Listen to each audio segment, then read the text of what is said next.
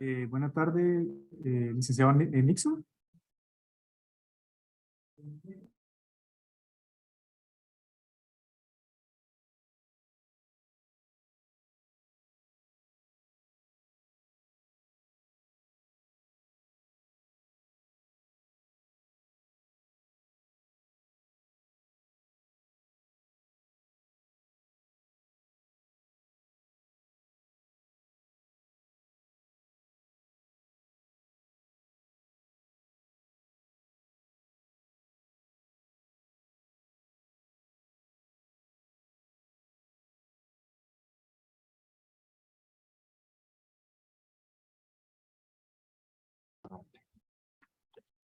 Buenas tardes, buenas tardes.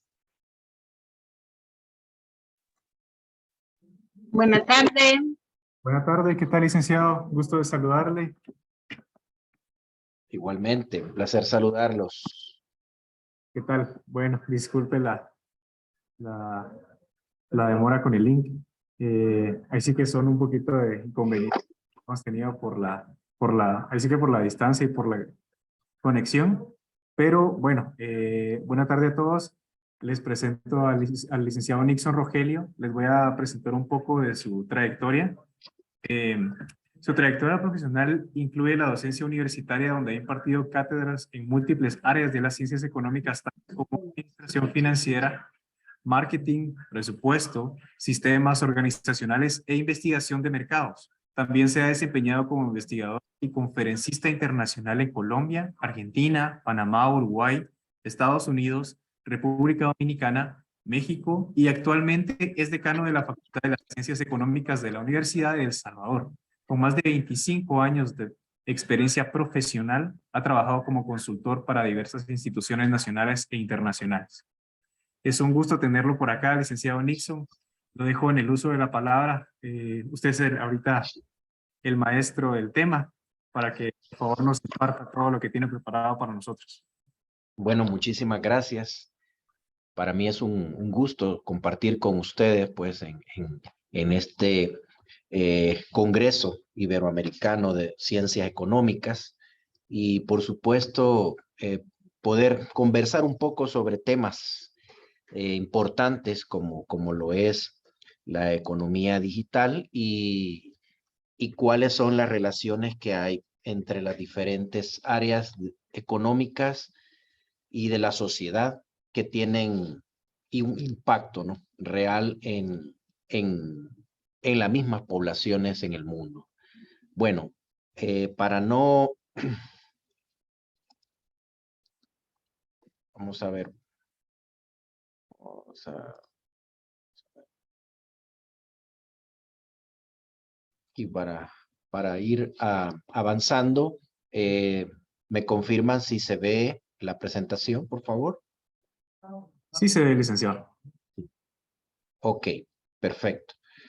Bien, bueno, en esta ocasión yo voy a compartir un poco sobre una experiencia que nosotros hemos tenido aquí en la Universidad de El Salvador y una pequeña investigación que hicimos, un sondeo básico en cuanto al tema de la economía digital y, por supuesto, pues a la educación superior. Y esto pues tiene que ver mucho con el quehacer de las diferentes áreas de la economía. Y comenzamos pues con una premisa. Vamos a abordar de manera rápida primero cuál ha sido la evolución que ha tenido la economía digital, cómo está actualmente y qué es lo que se ha hecho en cuanto a la educación superior para poder tener un impacto real en la realidad de los nuevos profesionales que deben de estar preparados utilizando esta realidad nueva que es la economía digital. Bien, tenemos esta premisa en la cual nos manifiesta que la colocamos, que los cambios que se dan en el proceso de producción impactan en el modo de vida y el consumo de la sociedad y que estos cambios condicionan la forma de conducirnos, de actuar y los valores sociales. La economía digital ha tenido un impacto bastante fuerte y ha sido el último desde que comenzamos la cuarta revolución industrial. Por supuesto, en las tres revoluciones industriales anteriores, estos cambios en estos procesos de producción definitivamente que han marcado un antes y un después de cómo es que la sociedad en general en el mundo se ha ido conduciendo y por supuesto el avance tecnológico que hemos tenido en los últimos 20 años, que ha sido bastante significativo y muy acelerado, ha obligado a que también vayamos reinventándonos a nivel no solamente de la sociedad misma, sino que las empresas, los medios de producción, por supuesto, y no podemos dejar de lado la educación. Y en este caso, la educación superior, que también ha tenido que acelerar el paso y no podemos dejar también de mencionar que la pandemia vino a producir ese cambio en el status quo que traíamos como sociedad en general y todos los actores y actrices dentro del, del mundo productivo tuvo que reinventarse. Por supuesto, estos cambios generan un aumento en la productividad y el desarrollo mismo de los factores de producción, que lo que se espera, y por eso es que procuramos siempre que estos cambios que vayan sucediendo en cuanto a las revoluciones industriales, se le busque la manera de que de alguna forma sí haya un impacto real en el nivel de vida de la comunidad, de municipios, regiones, países, por supuesto Latinoamérica y no dejando sin mencionar también Centroamérica, pues definitivamente estos cambios que han generado todos los desarrollos de los factores de producción han contribuido de alguna manera. Y uno de ellos es precisamente el estar en este Congreso, que ahora nos permite de manera real, en tiempo sincrónico, poder estar compartiendo, no importa desde donde nos encontremos, siempre y cuando tengamos la conectividad suficiente y la infraestructura digital para podernos conectar y podernos comunicar. Esto pues hay que aprovecharlo de manera muy sistemática y por supuesto desde la educación superior no era lo menos que podíamos hacer. Tenemos acá, por ejemplo, cómo es que se ha ido dando los cambios en la industria. Y recordemos que el primer cambio que hubo en la primera etapa de la revolución industrial fue cuando se tuvo el impulso por agua y la energía de vapor. Eso fue allá por los años 1800, en donde pues eso fue lo que estaba en ese momento, solo que nos pusiéramos a imaginarnos que si nosotros hubiésemos estado en ese momento, hubiese sido la economía digital de, de ese momento, ¿no? Era lo último, la tecnología que había avanzado hasta ese tiempo. En la segunda etapa, pues ya teníamos la segunda revolución industrial, en donde ya la producción ya se fundamentaba en masa y por supuesto ya existía la división del trabajo y el uso de la energía eléctrica, que vino a revolucionar toda la forma de vida de las sociedades. En la tercera etapa ya entramos al periodo ya por los años 2000, para los que Recuerdan cuando se mencionaba tanto el Y2K, que decíamos, bueno, mire, ¿qué va a pasar con las computadoras cuando cambien de 1999 al año 2000?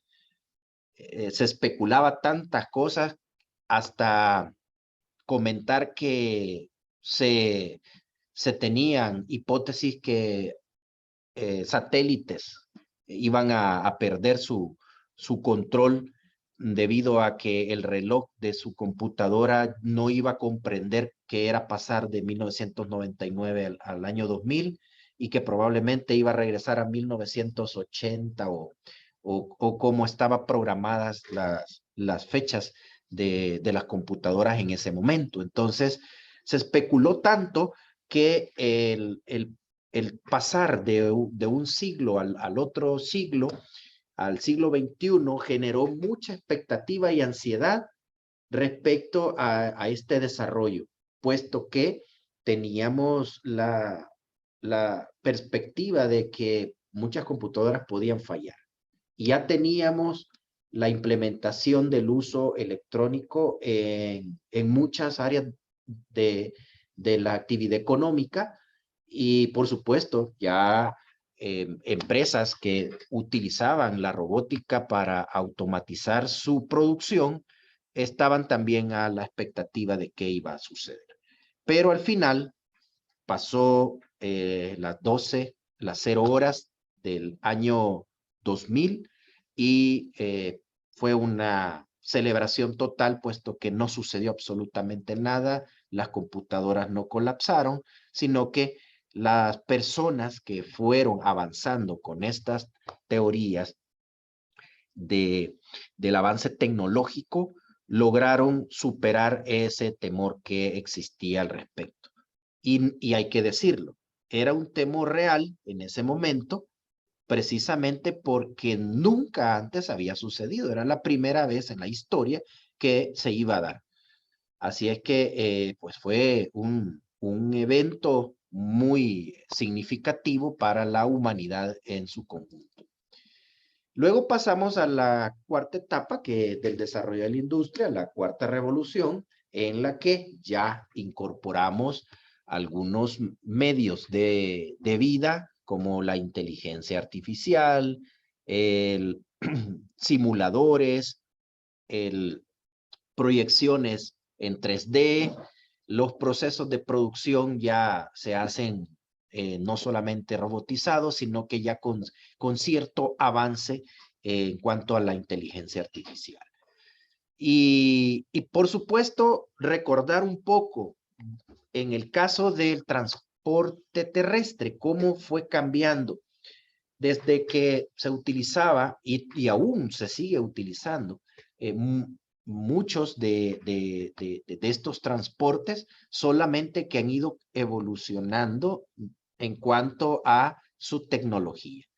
Y por supuesto, no podemos dejar de lado también cómo las computadoras fueron avanzando.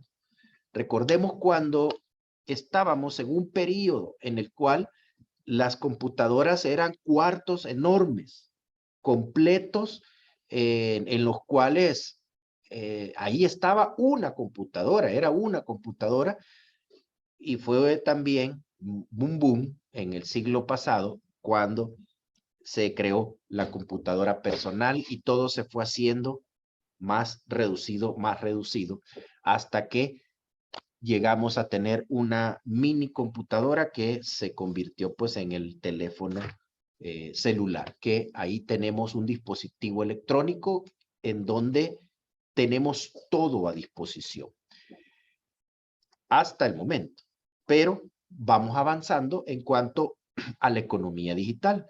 ¿Y qué es la economía digital? Creo que probablemente ya lo han mencionado ponentes anteriores, que pues es la economía del Internet o la economía web, que se refiere pues a una economía basada en la tecnología digital.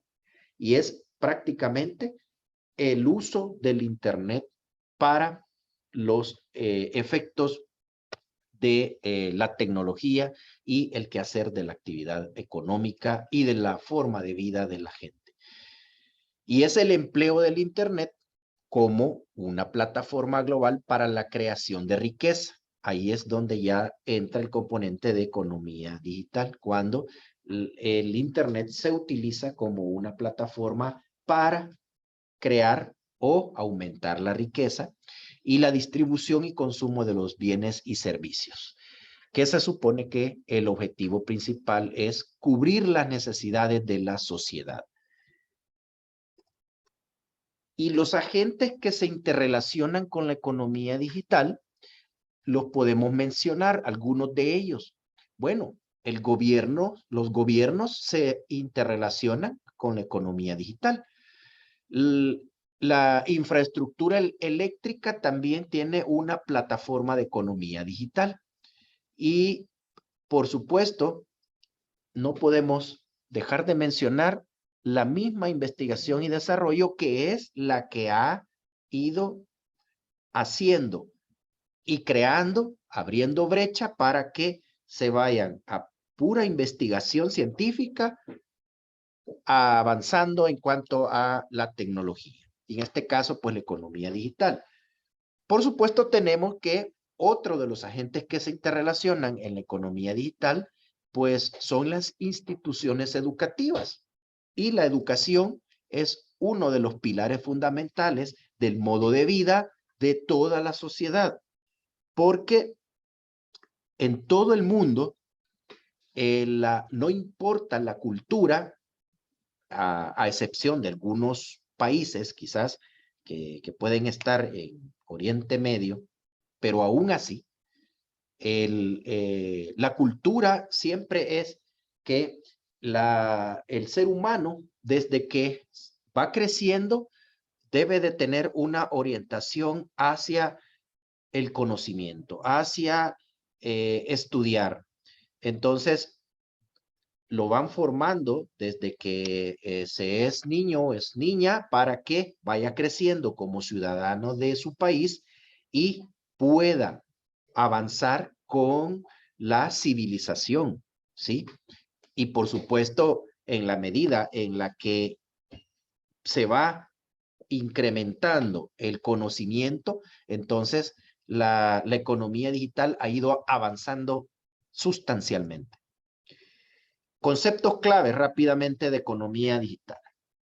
Bueno, los medios digitales, que son pues lo que tenemos como el Instagram, el Facebook, los sitios web, videos, YouTube, los ebooks que tenemos a disposición.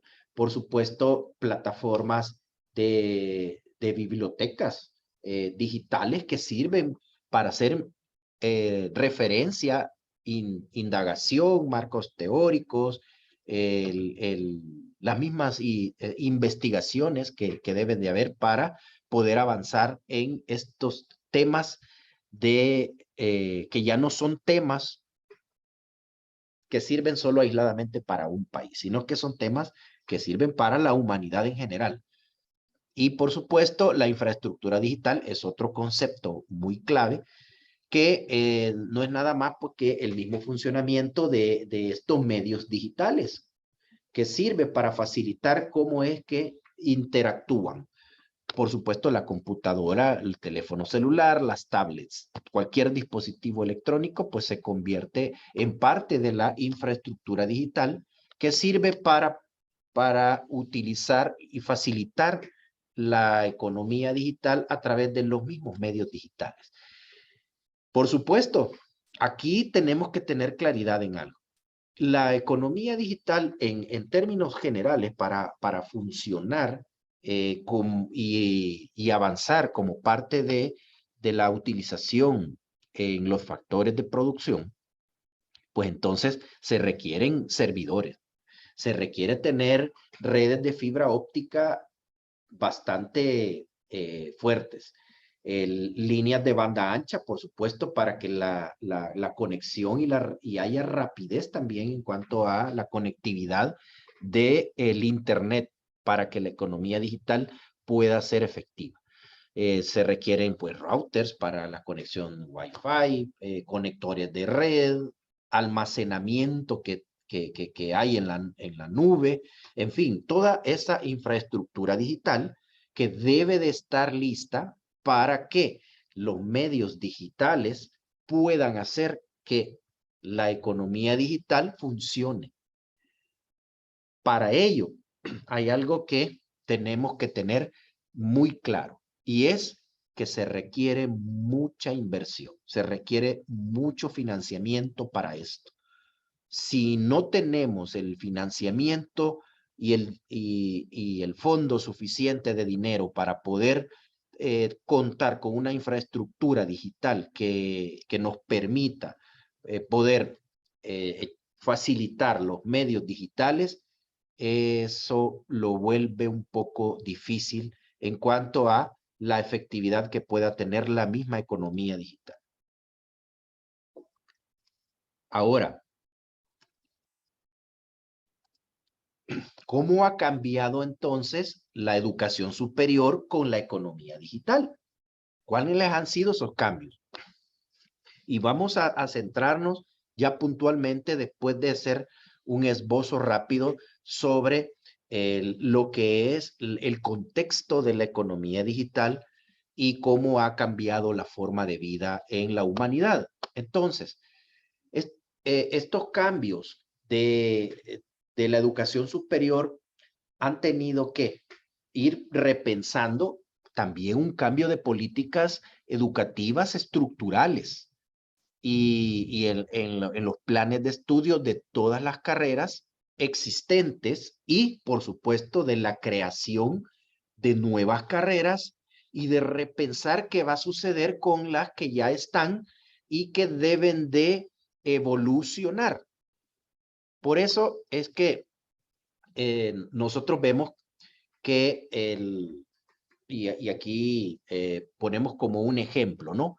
Que ahora los diagnósticos médicos, por ejemplo, se pueden realizar a una distancia de kilómetros de un país a otro, se pueden enviar los resultados y se puede hacer cuando es posible video consultas con médicos.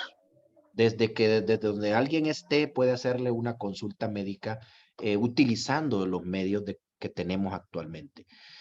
También los diseños de productos que se hacen en distintos continentes y hemos visto cómo se utilizan los ensamblajes haciendo las piezas en diferentes países utilizando la economía digital. Las compras en tiendas virtuales, comprar en línea, cuando entramos, y esto por eso hago referencia también a la pandemia, que nos obligó a que muchas empresas tenían que entrar a la evolución de compras y ventas en línea para poder mandar por delivery a las casas de las personas porque no podían salir estando en cuarentena.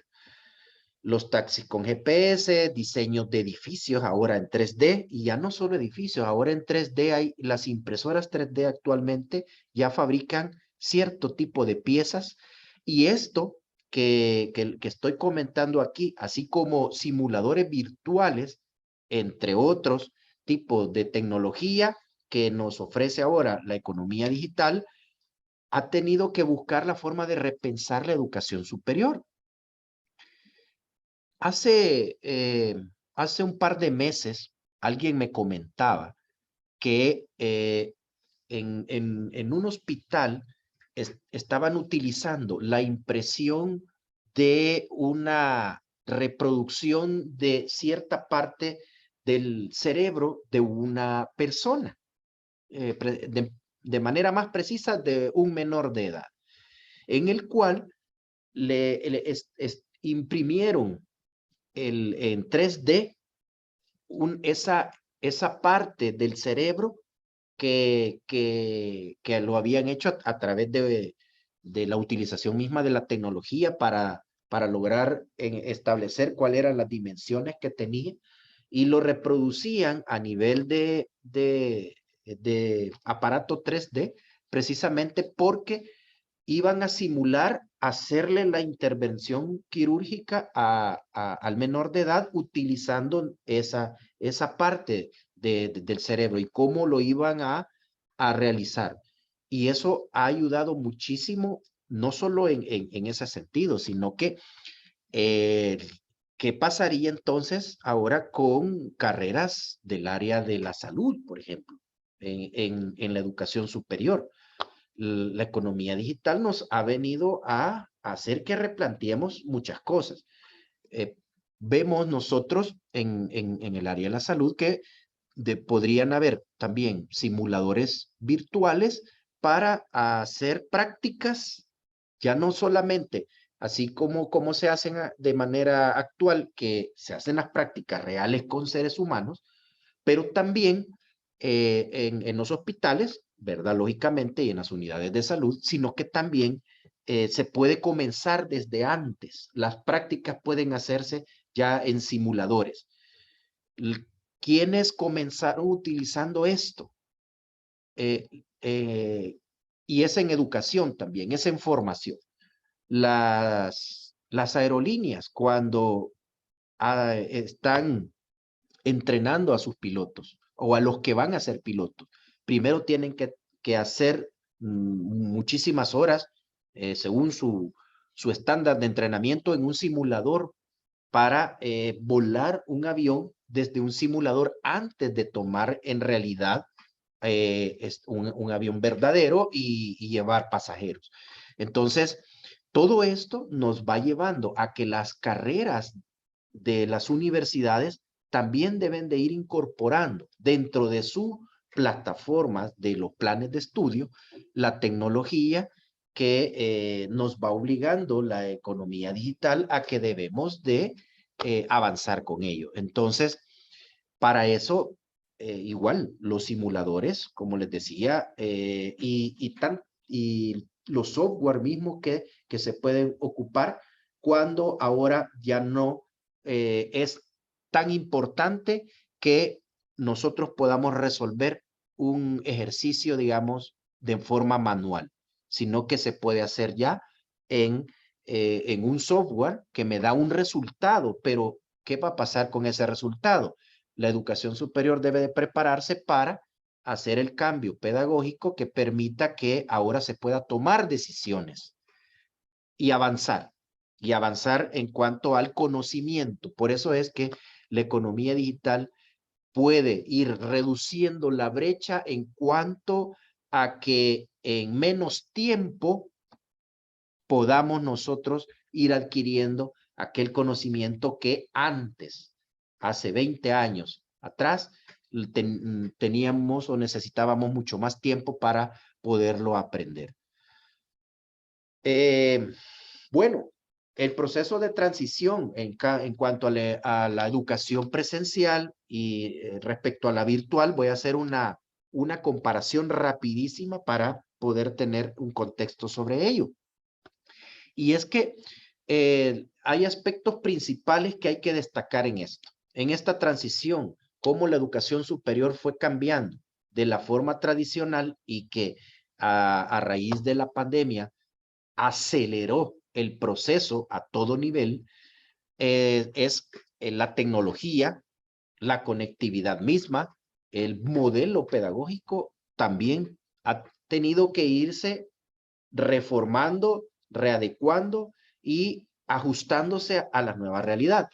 Y por supuesto, la misma capacitación del personal académico docente, que también, tanto de forma académica como también ejerciendo alguna profesión, y tiene que haber una combinación para que se le pueda en realidad ir compartiendo a los estudiantes universitarios ese nuevo conocimiento. Pero para podérselo brindar, tanto docentes como tutores, que hay una variación entre el término docente y tutor, han tenido que aprender a desaprender y aprender nuevamente, porque debían de responder a la nueva realidad que la economía digital nos estaba ofreciendo y que las condiciones de la crisis que nos ocasionó la pandemia, teníamos que superarla. Entonces, pues eso fue un reto y poco a poco se ha ido trabajando. Ya para ir completando la idea de cuál ha sido pues estos cambios que la educación superior ha tenido con la economía digital, es que hay factores implicados en la educación a distancia que, como les decía, el personal académico se convierte en un tutor o una tutora en cuanto a que es más allá su rol. Su rol ya no solamente es el rol tradicional que existía cuando las clases eran solamente presenciales, sino que ahora se tiene que hacer un trabajo un poco más personalizado, si lo quieren ver de esa manera, pero también un acompañamiento que tiene que existir, que ya no es solamente dar la clase magistral, sino que hay un acompañamiento y un asesoramiento un poco diferente a lo que es la educación presencial. Y por supuesto, para ello, yo coloqué esta diapositiva que hace la simulación del andamiaje, que allá al principio de los 1900, el Lech Vygotsky hablaba sobre ello. Y yo lo hago a referencia de cómo hacerlo a referencia a la educación superior, porque cuando hablamos del andamiaje, y por eso hay una imagen aquí como de un andamio, ¿verdad? Porque se refiere a una analogía de un andamio que se ocupa para la construcción, ¿no? Que significa que ahora utilizando pues estos medios digitales que nos permiten la misma economía digital para la educación superior, ahora el docente pues se convierte en un tutor y al principio es que hace la mayor parte del trabajo. Va haciendo su clase, va acompañando en todo el camino a sus estudiantes, pero poco a poco les va dejando cierta responsabilidad al estudiante. ¿Para qué?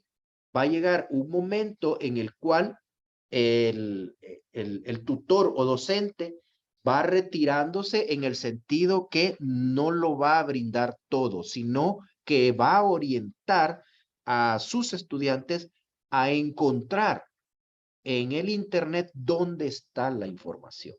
Y por supuesto, eso debe de ir con un proceso pedagógico distinto al que se da cuando estamos en una presencialidad. Y la clave que da esto, pues, es la zona de desarrollo próximo, que es el conocimiento previo que la persona tiene y la brecha que tiene para ir avanzando hacia el nuevo proceso de andamiaje de conocimiento. Entonces, eso pues quería compartírselos porque no solamente esto es a nivel de educación superior, esto también es aplicable en las organizaciones mismas, en las empresas privadas, en las instituciones gubernamentales, en donde debemos de convertirnos en tutores. Y ustedes, pues creo que también han visto en sus países que en las instituciones públicas ahora ya van dejando que formularios que se presentaban de manera manual en una institución, ahora solo le dicen al usuario o al contribuyente, en este caso, podría ser, que está ya disponible en línea, que entre a la plataforma virtual de la institución gubernamental, que llene ahí su formulario y que ahí mismo lo presente. Entonces, al principio, la persona necesita una guía, es este andamiaje que podríamos tomarlo como una referencia. Al principio necesita una guía, pero poco a poco la persona se va familiarizando, el usuario, con esta nueva manera de vivir, esta nueva forma de vida que se supone que debe de servir para hacer más eficiente el tiempo, pero siempre con búsqueda del beneficio de cubrir las necesidades de la población. Termino con con este pequeño mapa solamente para ilustrar cómo cambió la educación superior presencial a la virtual y la transición que aún estamos trabajando y hay que decirlo, creo que en muchos países estamos en esa transición en cuanto a que los factores más importantes son la tecnología, la pedagogía y algunos elementos cualitativos que he colocado acá. En cuanto a la tecnología, bueno, las plataformas virtuales deben de tener una capacidad para poder en realidad ayudar a que el andamiaje, que es la preparación del terreno, esté listo para poder brindar con la infraestructura digital, que es uno de los elementos, los conceptos importantes de la economía digital, deben de estar a disposición. Por supuesto, la conectividad es totalmente vital. Y los recursos, tanto software como hardware. Es decir, pues yo debo tener un dispositivo como parte de mi infraestructura digital, una computadora lo suficientemente capaz de poder reproducir videos con la velocidad que necesito de conexión a internet suficiente, que tenga los software y los programas tecnológicos que en realidad me ayuden a realizar mi labor. En este caso, pues, para las universidades debe de tener todo esto preparado tecnológicamente. Y por supuesto, a nivel pedagógico debe de haber una capacitación para el personal académico y como les decía, el paradigma de aprender a desaprender y aprender de nuevo. Ahí vamos, avanzando con esto. Pero para ello se requiere una planificación de parte de las instituciones de educación superior y es lo que todas comenzamos a hacer desde que arrancamos con la economía digital y que se aceleró con la pandemia. La parte del modelo de aprendizaje también ha ido variando, que requiere mucho constructivismo en cuanto a la autoformación desde el estudiante, que ya no es solamente que va a ser digamos, un agente pasivo y nada más va a estar escuchando lo que un profesor o una profesora universitaria le va a brindar, sino que también necesita tener una autoformación y un trabajo bidireccional que hay entre el tutor o tutora y sus estudiantes. El rigor académico, hay que decirlo, debe de mantenerse para, lógicamente, tener siempre una calidad académica que permita graduar a estudiantes universitarios con un alto nivel profesional y que puedan servir muy bien a las diferentes actividades económicas que hay en una sociedad. Y por supuesto, esto significa que con este rigor académico, las evaluaciones, la forma en cómo calificamos la obtención del aprendizaje y el conocimiento de los estudiantes debe de diversificarse. Se buscan nuevas formas de cómo las personas aprenden.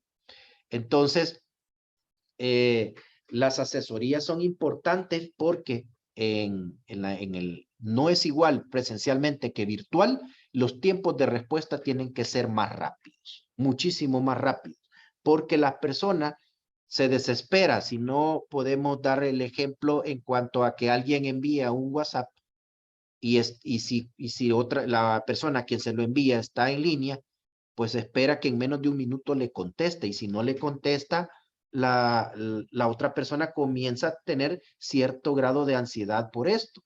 Entonces, eso ha hecho que cambiemos. Esta economía digital ha hecho que cambiemos la forma de cómo nos comunicamos. Elementos cualitativos, y voy cerrando, los valores.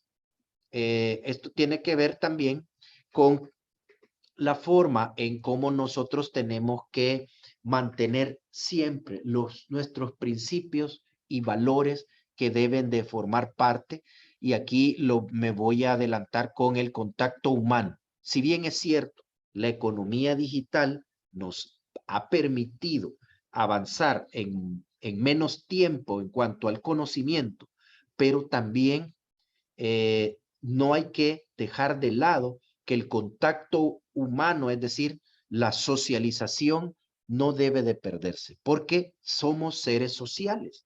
Entonces, no podemos estar todo el tiempo solo en línea, sino que también debemos de compartir como seres humanos que somos, para no perder la sensibilidad y las emociones que nos caracteriza y nos hace diferentes como especie. Por supuesto, la ergonomía es importante. Yo la menciono acá porque la ergonomía tiene que ver con que las estaciones de trabajo de las personas deben de tener toda la comodidad propicia para ejercer una labor, ya sea en una empresa privada, ya sea desde la educación superior o en una institución pública, o desde la casa. Debe de tener con las condiciones de ergonómica, la silla adecuada, la mesa adecuada, para que el cuerpo tenga el funcionamiento correcto y la economía digital en realidad facilite las cosas y no se pueda convertir en agente que provoque que la persona pues le ocasione algún tipo de padecimiento físico o en este caso por el uso de la tecnología. Bien, como conclusión, tenemos la educación superior y la economía digital. ¿Qué es lo que podemos rescatar de lo que hemos avanzado en cuanto a las instituciones de educación superior en general?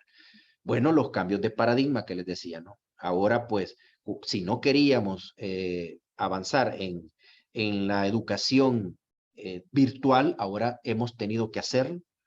El andamiaje, tenemos que preparar toda la infraestructura digital y, como dije, requiere mucha inversión. La capacitación constante para aprender nuevas formas de hacer las cosas, nuevos medios digitales, los modelos pedagógicos que han ido evolucionando, la cultura también, porque la cultura en cuanto a que no es igual el estar con clases presenciales, sino que ahora también el estudiante debe de acostumbrarse a la autoformación, a que debe de buscar más de lo que el profesor o la profesora le pueda brindar en línea, sino que debe de también buscar más información. Y eso tiene que ver con la cultura, el hábito de la lectura, que creo que aunque viniéramos siempre con educación superior a nivel presencial, también ahora, digamos, es un poco más difícil con cuanto a la educación superior en línea o virtual. Pero para eso está ese esfuerzo, ese cambio de paradigma que tiene que venir desde los que estamos en las instituciones. Y termino con esta pregunta. Ahora, y esto solo lo dejo la pregunta. ¿Qué va a pasar entonces con la fuerza de trabajo? ¿Qué va a pasar con las personas si con este avance de la economía digital está siendo a pasos agigantados y que están sustituyendo a personas en lugares de trabajo por robots o por la automatización? ¿Qué va a suceder? ¿Qué debemos de hacer como actores y actrices?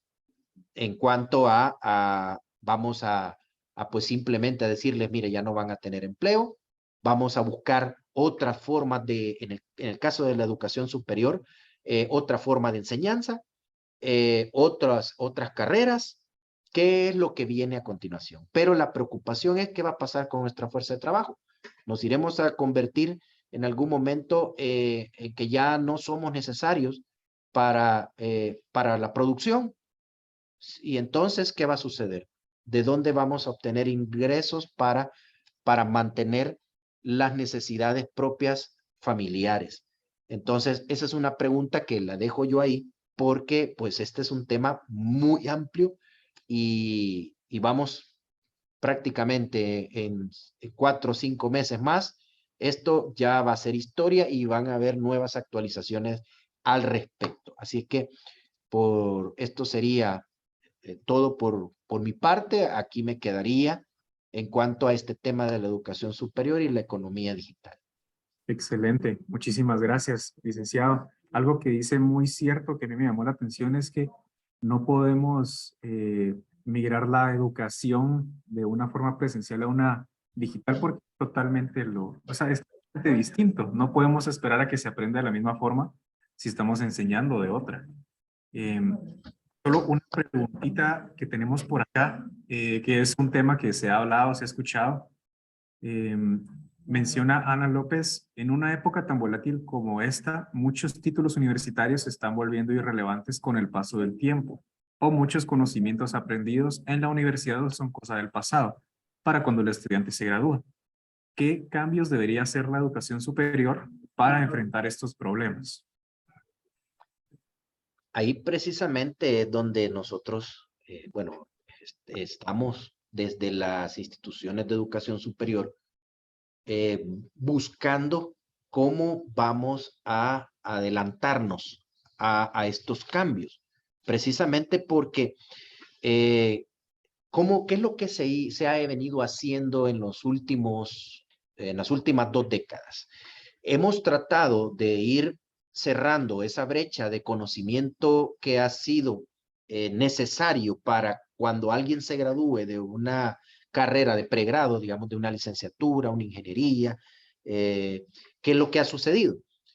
Se ha ido complementando con la creación de las maestrías. Las maestrías se volvieron una extensión complementaria de una especialización en una área profesional que requería la persona, porque cuando salía de su carrera universitaria, se daba cuenta de que habían algunas cosas que ya no le iban a servir y otras que sí requería la persona. Entonces, lo que hemos hecho en las universidades es crear estas maestrías para efectos de completar esa formación profesional que en realidad le está sirviendo a la persona en el ejercicio propio de su carrera.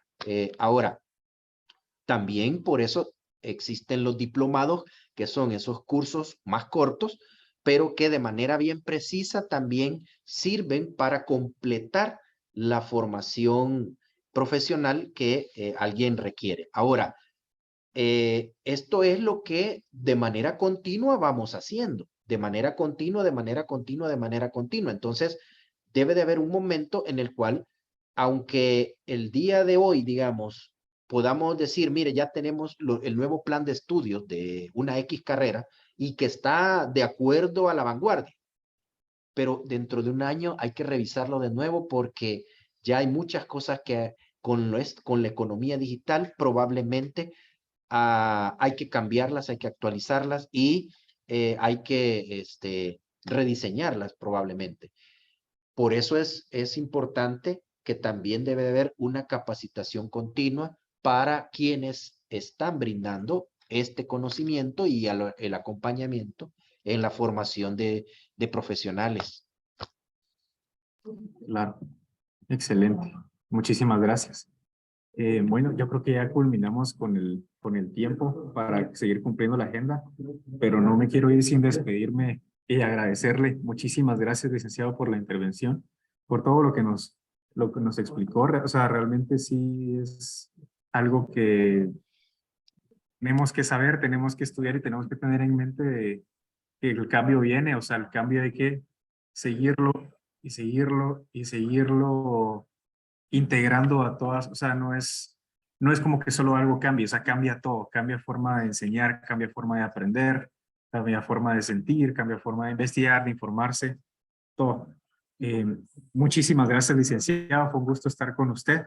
Eh, Le agradecemos mucho el tiempo, todos los conceptos que nos enseñó, es decir, que nos volvió a abrir los ojos, que era lo que necesitábamos. Y solamente, muchísimas gracias, licenciado. Muchísimas gracias a ustedes y feliz tarde a todos y todas a Muchas nivel gracias. centroamericano, latinoamericano y de otros países que nos estén acompañando. Feliz tarde. Gracias, feliz tarde.